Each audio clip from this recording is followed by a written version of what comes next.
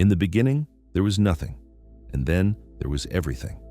The universe as we know it, with all its stars and galaxies, all its planets and moons, all its light and darkness, emerged from a single point so small that it contained no dimensions at all. This moment, this singular event that occurred roughly 13.8 billion years ago, is what we call the Big Bang. And to understand it is to peer into the deepest mystery of existence itself, to contemplate the very fabric of space and time, and to wonder at the extraordinary journey that brought us from that infinitesimal beginning to the vast cosmos we observe today. Imagine, if you will, that all of space itself was once compressed into a region smaller than the smallest thing you can think of, smaller than an atom, smaller than the nucleus of an atom, smaller even than the particles that make up that nucleus. In this unimaginably tiny space, all the energy that would ever exist in our universe was concentrated, creating temperatures and densities that our minds can barely comprehend. There were no stars yet, no galaxies, no planets, no light traveling through space, because space itself had not yet expanded to any meaningful size. There was only this singular point of infinite density and infinite temperature, a state so extreme that the laws of physics as we understand them break down completely when we try to describe it. And then, in an instant that defies our usual understanding of time, this point began to expand, not into existing space, but rather space itself began to grow, carrying with it all the energy and all the matter that would eventually form everything we see in the night sky. This was not an explosion in the conventional sense, not like a bomb going off in an empty room, but rather an expansion of space itself, an unfolding of the very dimensions through which everything exists. In those first fractions of a second, the universe grew at a rate that seems impossible, faster than the speed of light itself, though this doesn't violate the cosmic speed limit because space itself was doing the expanding, not objects moving through space. In the first tiny fraction of a second after the Big Bang began, something remarkable happened that physicists call inflation. During this brief period, lasting perhaps a trillionth of a trillionth of a trillionth of a second, the universe expanded exponentially, doubling in size again and again in the smallest increments of time. A region smaller than a single atom grew to cosmic proportions in less time than it takes light to cross the smallest distances we can measure. This inflationary period smoothed out the universe, stretching any irregularities across such vast distances that the cosmos became remarkably uniform. And yet tiny quantum fluctuations during this time would eventually become the seeds from which galaxies would form billions of years later. As the universe expanded, it also cooled, much like any gas cools when it expands. In those earliest moments, the temperature was so high that matter as we know it couldn't exist. Instead, the universe was filled with a seething soup of fundamental particles and radiation, with energy so extreme that particles would form and annihilate in the blink of an eye. Quarks and gluons, the building blocks of protons and neutrons, swirled in this primordial plasma, unable to bind together because the temperatures were too high, the energies too intense. Everything was in constant, violent motion, yet there was a strange symmetry to it all, a balance between matter and energy, between creation and destruction. As the first second ticked by, and the universe continued to expand and cool, the quarks began to combine into protons and neutrons, the particles that would eventually form the nuclei of atoms. This was a crucial moment in cosmic history, because these protons and neutrons would become the building blocks of all the atoms that would later make up stars, planets, and ultimately, life itself. But even now, seconds after the Big Bang, the universe was still far too hot for these particles to capture electrons and form complete atoms. The radiation was too intense, constantly knocking any electrons away before they could settle into stable orbits around the nuclei. For the next few minutes, the universe was essentially a cosmic nuclear reactor. The temperatures and pressures were just right for nuclear fusion to occur, and protons and neutrons began combining to form the nuclei of the lightest elements. Most of the universe remained as hydrogen, the simplest element with just a single proton in its nucleus. But about a quarter of all the protons and neutrons fused together to form helium, with 2 protons and 2 neutrons in each nucleus. Tiny amounts of lithium and other light elements also formed during this brief window of time. And then, as the universe continued to expand and cool, the conditions for fusion ceased. This primordial nucleosynthesis, as it's called, was over in just a few minutes, and the relative abundances of these light elements would remain essentially unchanged for hundreds of millions of years. But the universe was still too hot for atoms to form. For the next 380,000 years, the cosmos remained opaque, filled with a fog of free electrons and nuclei, and photons of light bouncing endlessly between them. Light could not travel freely through space because it was constantly being absorbed and re-emitted by all these charged particles. If you could have somehow existed during this time, you wouldn't have been able to see anything at all, because light couldn't travel in straight lines long enough to form images. The universe was like the inside of a cloud, with light scattering in all directions, unable to escape and travel across the cosmos. During this long period, the universe continued to expand and cool, growing larger and less dense with each passing millennium. The radiation that filled space was gradually losing energy as the wavelengths of light stretched out with the expansion of space itself. The intense gamma rays and X-rays of the early universe slowly shifted toward visible light, then infrared, then longer and longer wavelengths. All the while, the temperature dropped from millions of degrees to thousands of degrees, and still the universe remained a glowing fog of plasma, with matter and radiation locked together in constant interaction. Then, roughly 380,000 years after the Big Bang, the universe finally cooled enough for a transformation to occur. The temperature had dropped to about 3,000 degrees, cool enough for electrons to finally settle down into stable orbits around atomic nuclei. This moment, known as recombination, was when the first neutral atoms formed throughout the universe. Electrons paired up with protons to make hydrogen atoms and with helium nuclei to make helium atoms, and suddenly the universe became transparent. The photons of light that had been bouncing around endlessly were finally free to travel through space without constantly colliding with charged particles. Light was released, and the universe went from opaque to transparent in a relatively brief cosmic moment. This light, the afterglow of the Big Bang itself, has been traveling through space ever since. As the universe continued to expand over billions of years, the wavelengths of this light stretched out more and more, shifting from visible light to infrared and then to microwaves.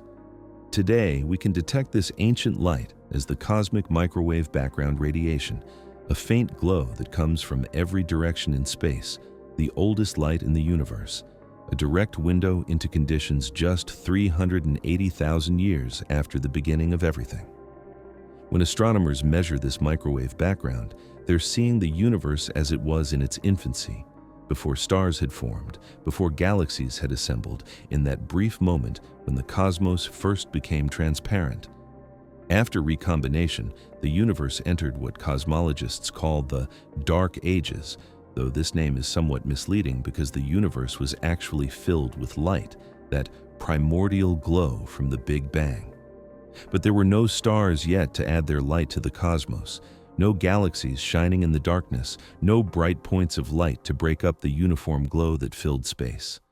The universe was expanding, cooling, and in this diffuse gas of hydrogen and helium, tiny irregularities were beginning to grow. These were the quantum fluctuations from the inflationary epoch stretched across space, now manifesting as regions where the gas was slightly denser than average, and regions where it was slightly less dense. Gravity, patient and inexorable, began to do its work.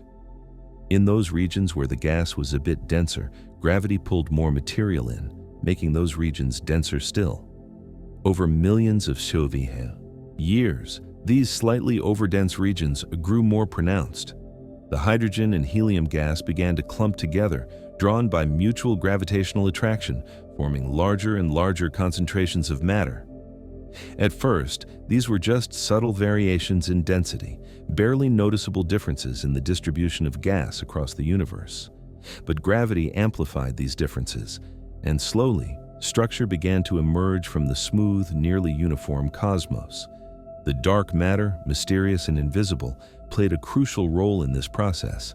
This matter, which doesn't interact with light and can only be detected through its gravitational effects, made up most of the mass in the universe. While ordinary matter, the hydrogen and helium gas, was initially supported against collapse by the pressure of the hot gas, dark matter felt only gravity.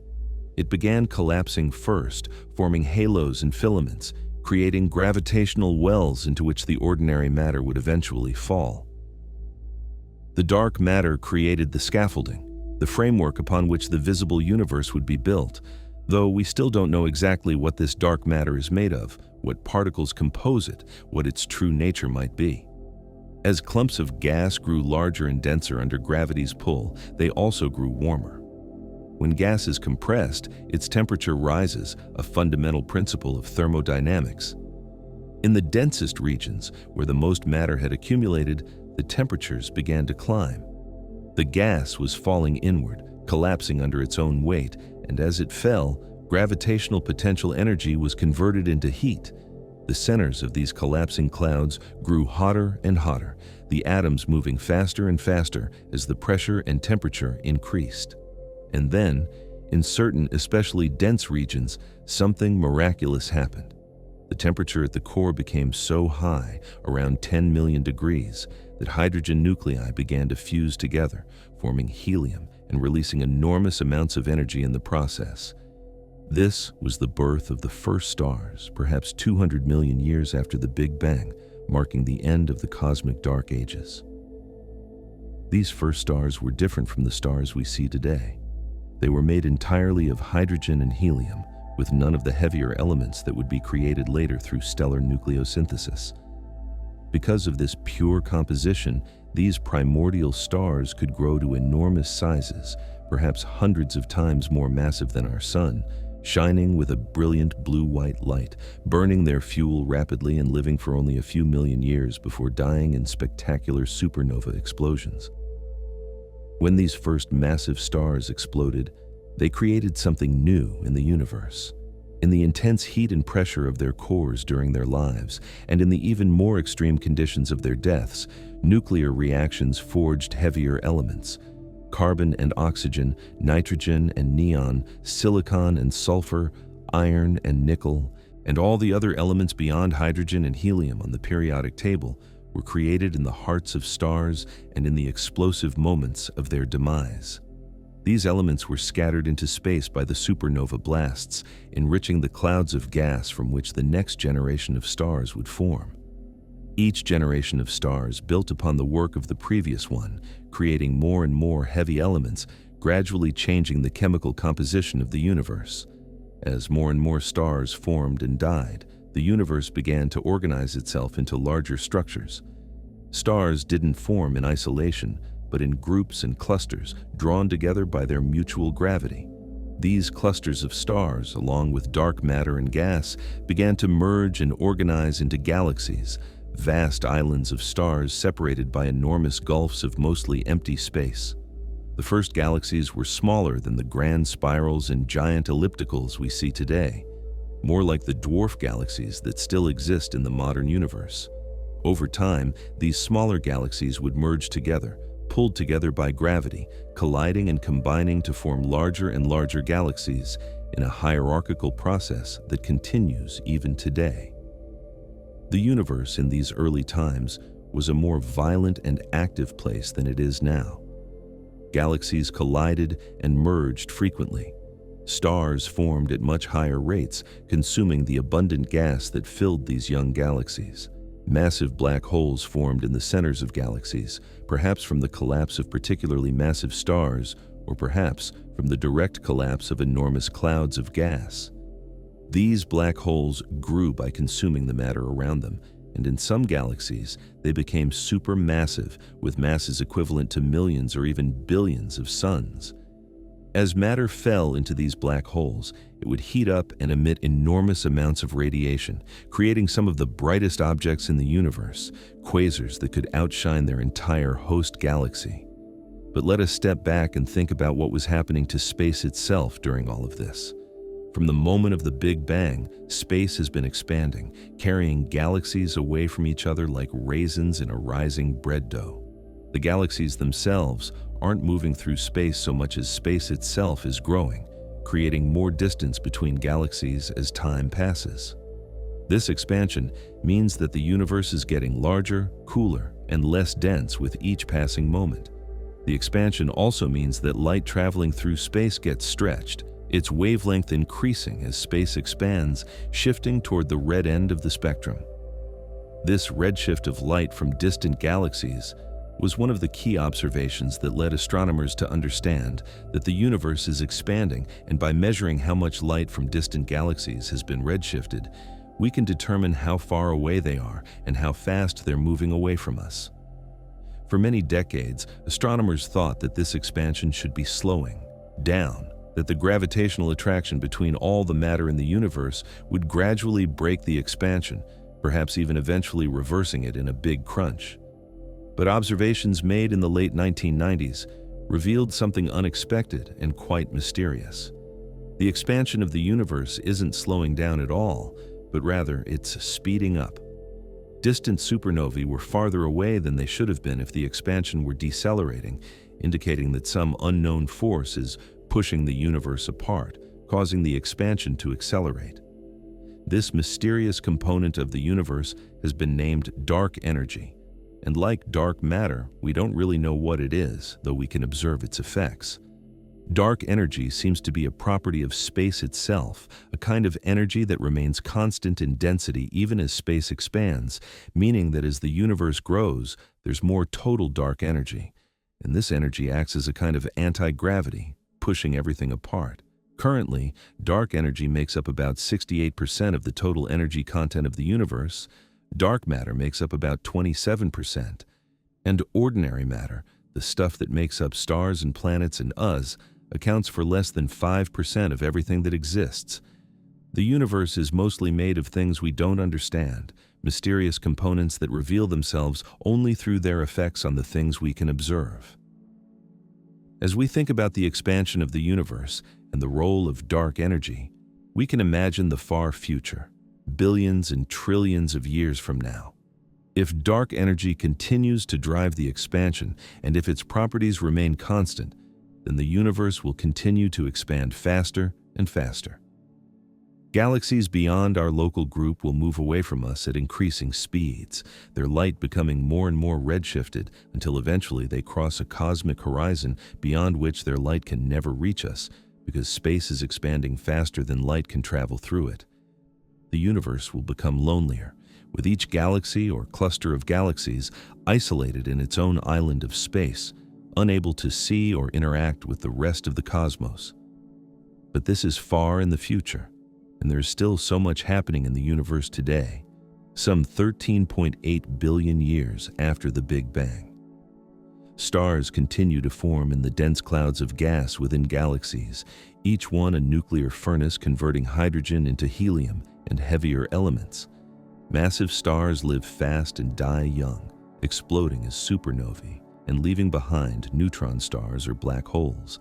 Smaller stars, like our Sun, burn more slowly and steadily, living for billions of years before eventually swelling into red giants, shedding their outer layers into space, and leaving behind white dwarf remnants that slowly cool over trillions of years. Around many of these stars, planets form from the disks of gas and dust that surround them, worlds of rock and ice and gas, some perhaps harboring life. Though this remains one of the great unknowns in our understanding of the universe. Our own Sun formed about 4.5 billion years ago from a cloud of gas and dust that had been enriched by previous generations of stars. The Earth and the other planets of our solar system formed shortly after, condensing from the disk of material that swirled around the young Sun. The atoms in our bodies, the carbon and oxygen and nitrogen and all the rest, were forged in the cores of ancient stars that died long before our Sun was born. We are, quite literally, made of stardust, recycled star material that has been incorporated into a rocky planet orbiting an ordinary star in an ordinary galaxy. Every breath we take contains atoms that were once part of other stars, other worlds, scattered across space by supernova explosions and gathered together by gravity to form our world. When we look up at the night sky, we're seeing light that has traveled across vast distances of space to reach our eyes.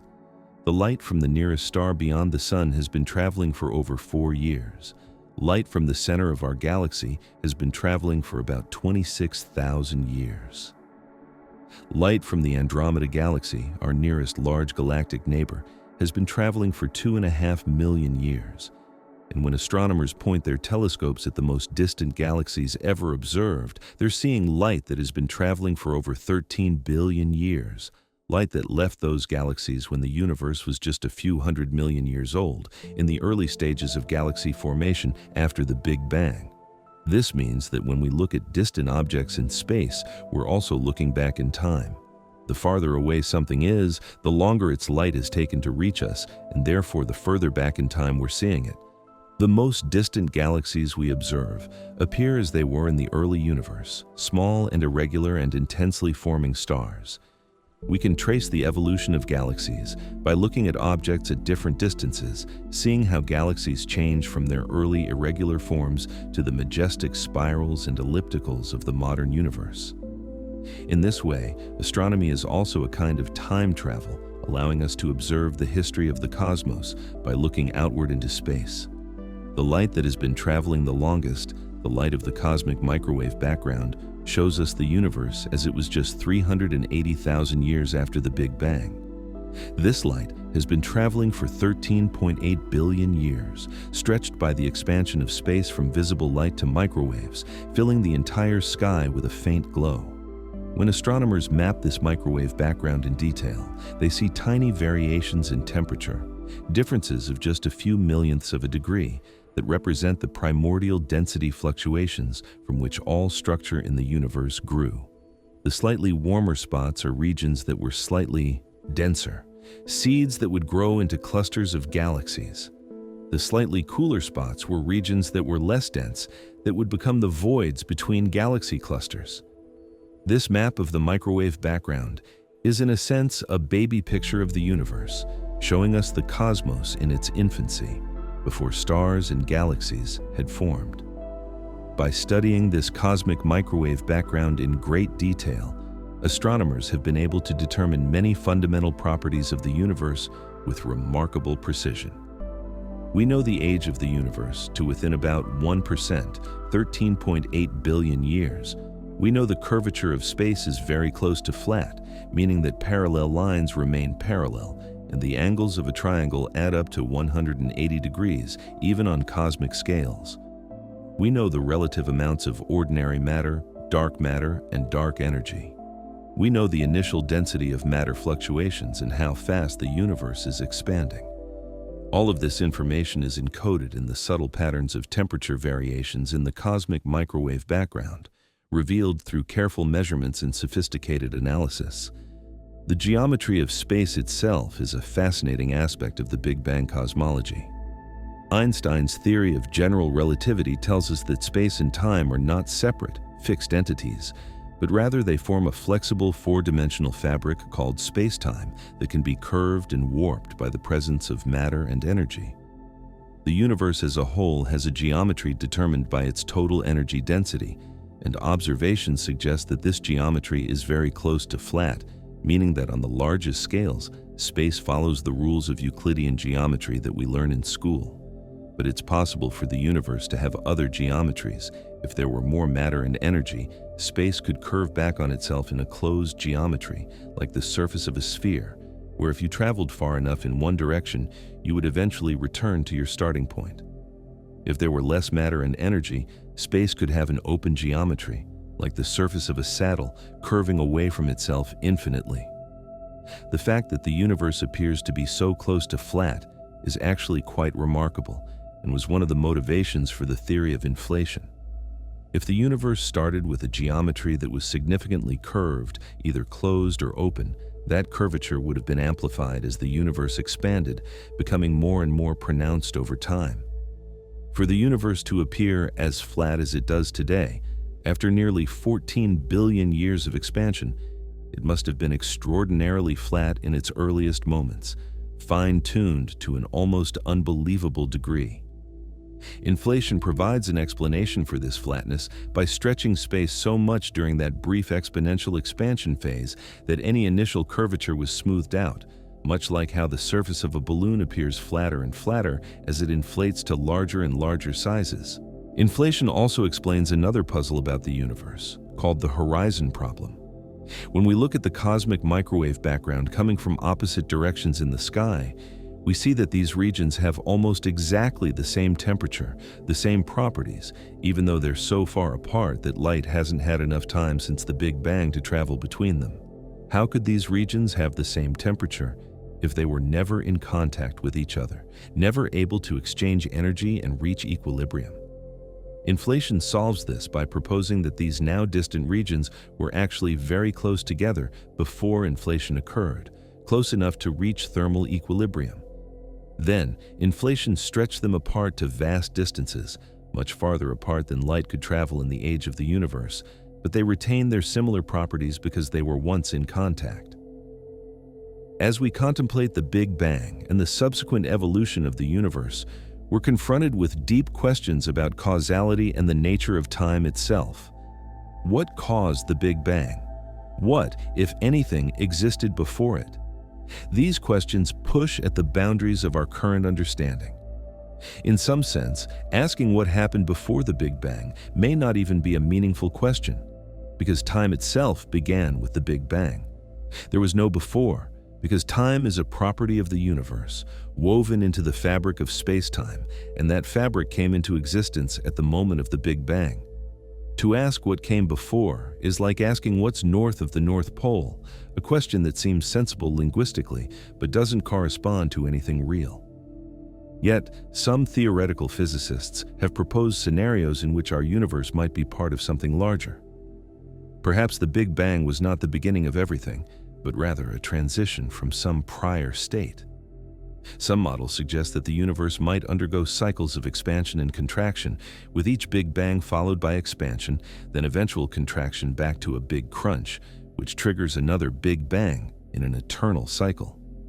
Other models propose that our universe might be one of many in a vast multiverse, with different universes having different physical laws and constants, only some of which allow for the formation of stars and planets and life.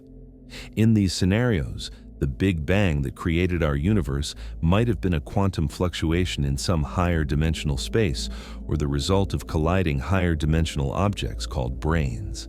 These ideas remain highly speculative, and we have no direct observational evidence for any of them. They represent attempts to extend our theories beyond the boundary of the observable universe, beyond the moment of the Big Bang, into realms that may forever remain beyond our ability to test empirically. But they demonstrate the human drive to understand, to push our knowledge to its limits, to ask questions even when the answers may be impossible to obtain. We are creatures who emerged from the evolution of life on a small planet, yet we can contemplate the origin of the entire cosmos, trace the expansion of space back to its beginning, understand the nuclear processes in stars that created the very atoms of which we're made. The Big Bang theory itself has an interesting history. For much of human history, people imagined the universe as eternal and unchanging, with the stars and galaxies in fixed positions forever as they are. It wasn't until the early 20th century that astronomers began to discover that the universe is dynamic, that it's changing over time. In the 1920s, Edwin Hubble measured the distances to other galaxies and found that they were all moving away from us, with more distant galaxies moving faster, indicating that the universe is expanding. This observation implied that if we trace the expansion backward in time, the universe must have been smaller and denser in the past, eventually converging on a singular moment of origin. The Belgian priest and physicist Georges Lemaître was one of the first to propose what he called the primeval atom, the idea that the universe began in a hot, dense state and has been expanding ever since. When George Gamow and his colleagues worked out more details of this theory in the 1940s, they realized that the early universe must have been hot enough for nuclear fusion to occur, and they predicted that there should still be remnant radiation from that hot early phase, cooled by the expansion of space, but still detectable as a faint microwave glow. This prediction was famously confirmed in 1965 when Arno Penzias and Robert Wilson accidentally discovered the cosmic microwave background while working with a radio antenna, hearing a persistent hiss that came from all directions and couldn't be explained by any known source until they realized they were detecting the afterglow of the Big Bang itself. Since then, our understanding of the Big Bang has become increasingly detailed and sophisticated. Space missions have mapped the cosmic microwave background with exquisite precision, revealing the tiny temperature fluctuations that seeded the formation of galaxies. Particle accelerators have recreated in miniature the conditions that existed in the early universe, smashing particles together at energies approaching those present fractions of a second after the Big Bang, allowing us to test our theories of particle physics in regimes that haven't existed naturally since the universe was less than a second old. Powerful telescopes have observed galaxies at greater and greater distances, looking further back in time, showing us how galaxies have evolved from their early irregular forms to the structures we see today. Yet there remain many mysteries and open questions. The nature of dark matter remains unknown despite decades of searching. We've never directly detected a dark matter particle, though we see its gravitational effects throughout the universe. The nature of dark energy is even more mysterious, a completely unexpected component of the universe that dominates its energy budget and drives its accelerating expansion, yet we have no clear idea what it is. The theory of inflation elegantly solves several problems with the standard Big Bang model, but we don't know what field or particle might have driven inflation, and we don't have direct evidence that inflation actually occurred, though the observations are highly consistent with it. There are also questions about what happens at the very earliest moments, the Planck time, about 10 to the minus 43 seconds after the Big Bang, when the universe was so small and so dense that quantum effects of gravity would have been important. We don't yet have a complete theory of quantum gravity that can describe these conditions. String theory, loop quantum gravity, and other approaches attempt to merge quantum mechanics with general relativity, but these theories remain incomplete and unproven. The true beginning of the universe, the moment of the Big Bang itself, remains beyond our current theoretical framework, hidden behind a veil of quantum uncertainty and extreme conditions where our physics breaks down. As we think about the universe today, some 13.8 billion years after the Big Bang, we can appreciate how far everything has come.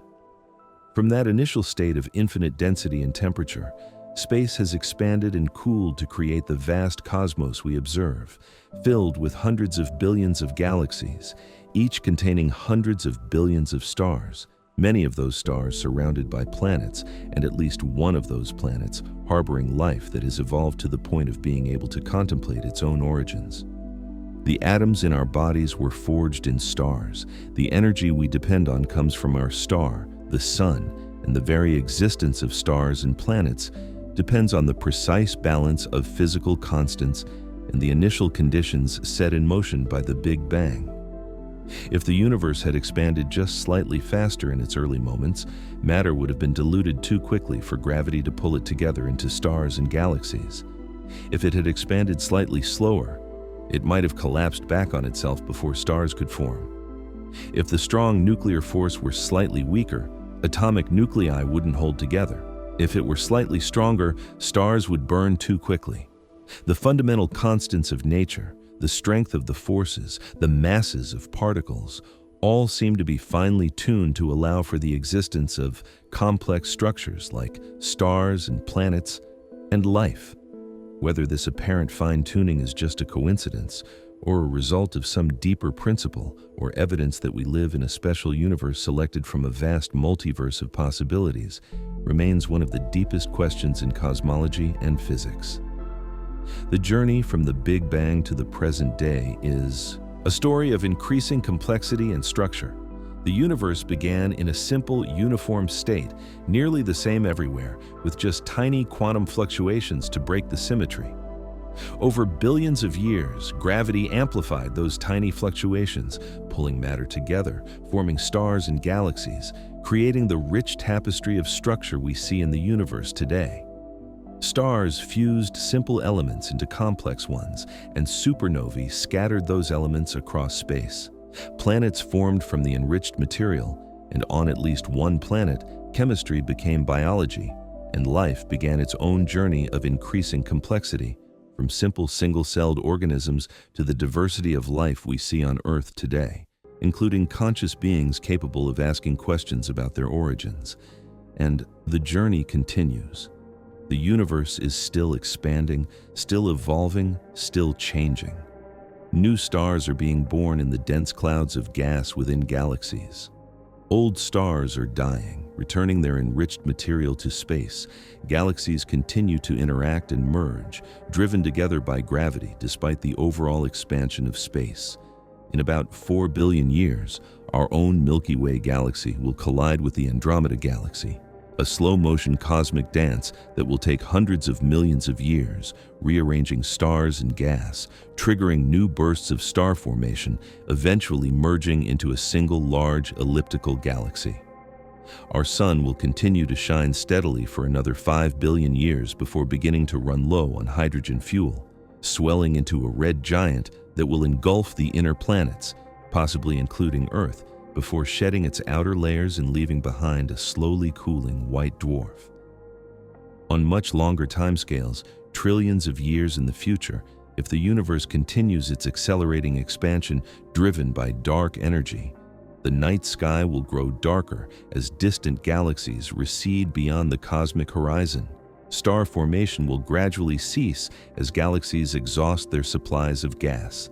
The longest-lived stars, small red dwarfs that burn their fuel very slowly, will eventually die out. The universe will enter an era of darkness, with no stars shining, no nuclear fusion occurring, only the faint glow of cooling white dwarfs and the occasional flash of light when a star or planet falls into a black hole. Eventually, even black holes will evaporate through Hawking radiation, an excruciatingly slow process that takes longer than 10 to the 100 years for the largest black holes. In the far, far future, the universe may contain nothing but a thin soup of elementary particles spread across an ever-expanding space, growing colder and more dilute with each passing eon, approaching but never quite reaching absolute zero, the ultimate heat death of the cosmos. But these are concerns for a future so distant that it's difficult to comprehend. For now, we live in what might be called the golden age of the universe, a time when stars are still forming and shining, when galaxies are rich with structure and activity, when planets orbit their stars and life, at least on Earth, flourishes in remarkable diversity. We are living in an era when the universe is old enough for complex structures to have formed, for heavy elements to have been created and distributed, for life to have evolved, yet young enough that there is still abundant star formation, still galaxies to see in our telescopes, still a dynamic and changing cosmos to observe and study. The study of the Big Bang and cosmic evolution connects us to the largest scales of space and time. When we look at the stars, we're seeing light that left them years or decades or even millennia ago.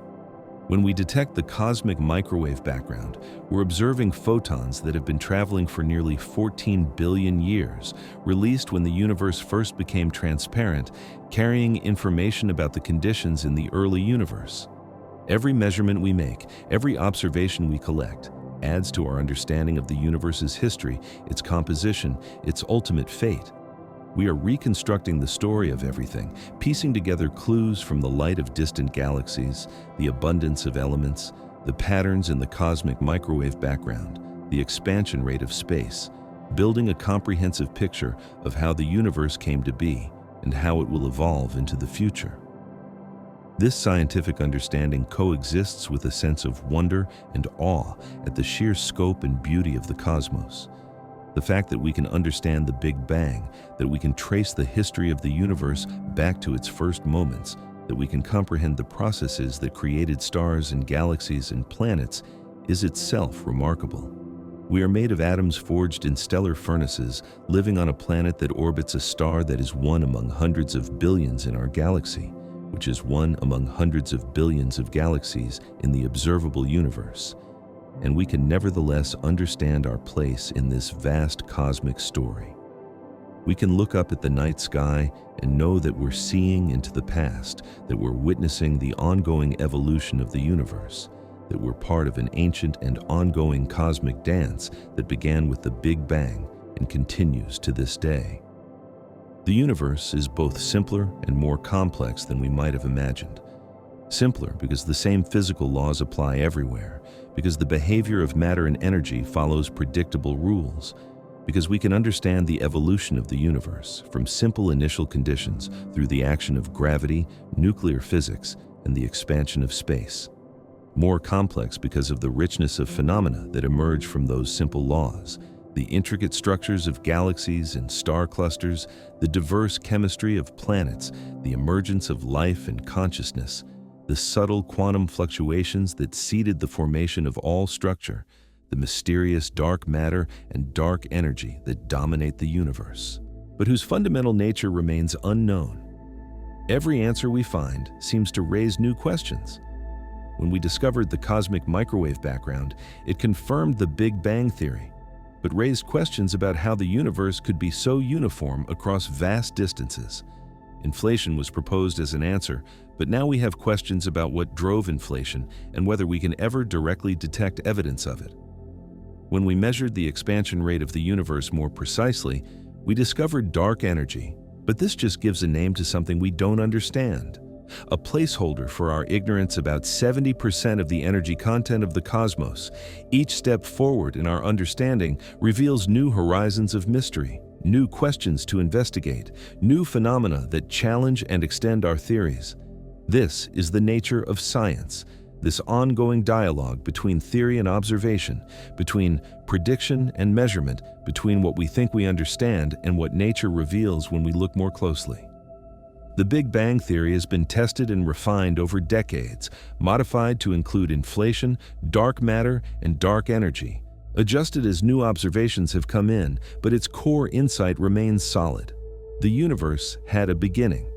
It has been expanding and cooling for nearly 14 billion years, and the structures we see today grew from tiny fluctuations in the density of matter in the early universe. This framework has made successful predictions that have been verified by observation, from the existence of the cosmic microwave background to the relative abundances of light elements to the large-scale structure of galaxy distribution across the cosmos. As we continue to observe the universe with ever more sophisticated instruments, we keep refining our understanding. Telescopes in space and on the ground probe deeper into space and further back in time, observing the most distant galaxies ever seen, galaxies that formed when the universe was just a few 100 million years old. These observations help us understand how galaxies form and evolve, how stars begin to enrich the universe with heavy elements, how supermassive black holes grow in galactic centers. Precision measurements of the cosmic microwave background map the initial conditions of the universe in exquisite detail, allowing us to test theories of inflation and probe the nature of dark matter.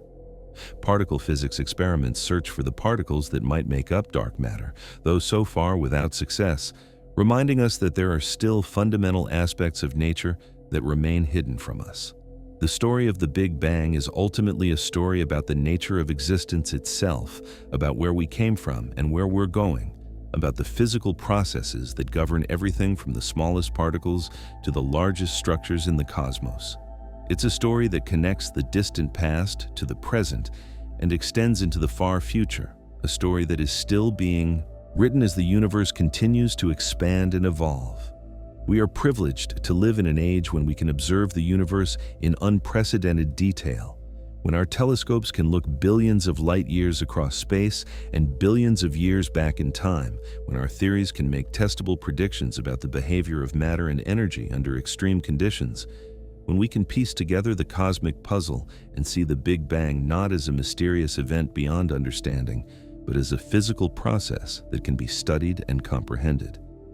The universe revealed by modern cosmology is almost unimaginably vast in space and time. The observable universe, the region of space from which light has had time to reach us since the Big Bang, is about 93 billion light-years across, accounting for the expansion of space during the time the light has been traveling. This observable universe contains at least 2 trillion galaxies, each with hundreds of billions of stars and quite possibly many more galaxies beyond what our telescopes can currently detect. And this observable universe is just the part we can see. There may be much more universe beyond our cosmic horizon, regions of space that are so far away that their light hasn't had time to reach us yet. And if the universe is infinite in extent, as some theories suggest, then what we can observe is just an infinitesimal fraction of all that exists. Within this vast cosmos, our own existence is a tiny, recent development. The universe is 13.8 billion years old. The Earth is 4.5 billion years old. Life has existed on Earth for perhaps 3.5 billion years, and modern humans have existed for only a few 100,000 years. All of recorded human history, all of civilization, represents just a few thousand years out of the billions of years that the universe has existed. We are newcomers to a cosmos that was already ancient when our planet formed, and yet we have managed to decode much of its history, to understand the processes that shaped it, to glimpse both its distant past and its possible futures. This is a testament to the power of human curiosity and intelligence, to our ability to observe nature carefully, to think rigorously about what those observations mean, to construct theories that explain what we see and make predictions that can be tested. The expansion of space itself is perhaps one of the most mind-bending aspects of Big Bang cosmology. We're used to thinking of objects moving through space, but the expansion of the universe is the growth of space itself. New space is constantly being created between galaxies, and this is what causes distant galaxies to move away from us. The galaxies themselves aren't necessarily moving through space. Space is expanding and carrying them along. This expansion is described by what's called the scale factor of the universe, which tells us how much space has grown since some reference time. As the universe expands, this scale factor increases, and distances between galaxies grow proportionally. The expansion rate is characterized by the Hubble constant, which relates the speed at which galaxies are moving away from us to their distance, with more distant galaxies receding faster than nearby ones. This expansion stretches everything that's not held together by other forces. Light traveling through space gets stretched, its wavelength increasing, which is why we see the redshift of light from distant galaxies. The cosmic microwave background, which was originally emitted as visible and infrared light, has been stretched by the expansion of space to become microwave radiation. But objects that are bound together by gravity, like galaxies or galaxy clusters, or by electromagnetic forces like atoms and molecules, don't expand with the universe.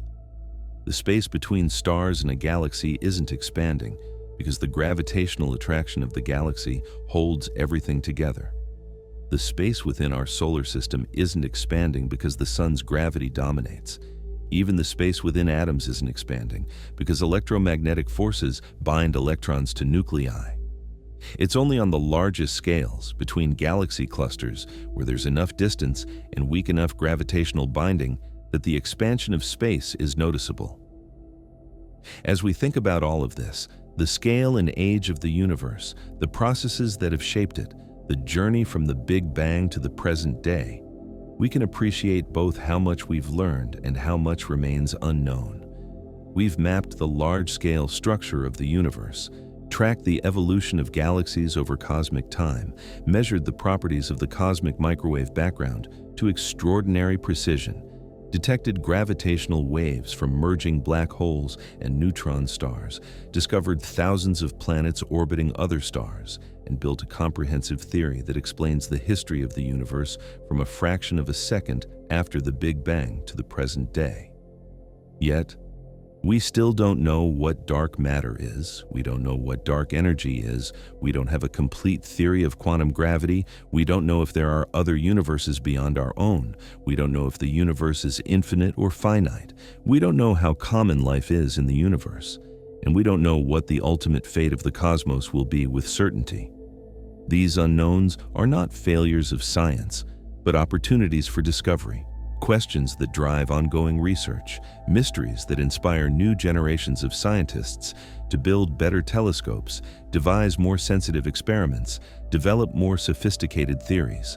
The history of cosmology shows us that when we observe the universe carefully and think about it rigorously, we can make real progress in understanding it. Each discovery opens new doors, reveals new questions, pushes the boundaries of our knowledge further outward. The detection of the cosmic microwave background confirmed the Big Bang theory and ushered in an era of precision cosmology. The discovery of the accelerating expansion revealed dark energy and transformed our understanding of the universe's future.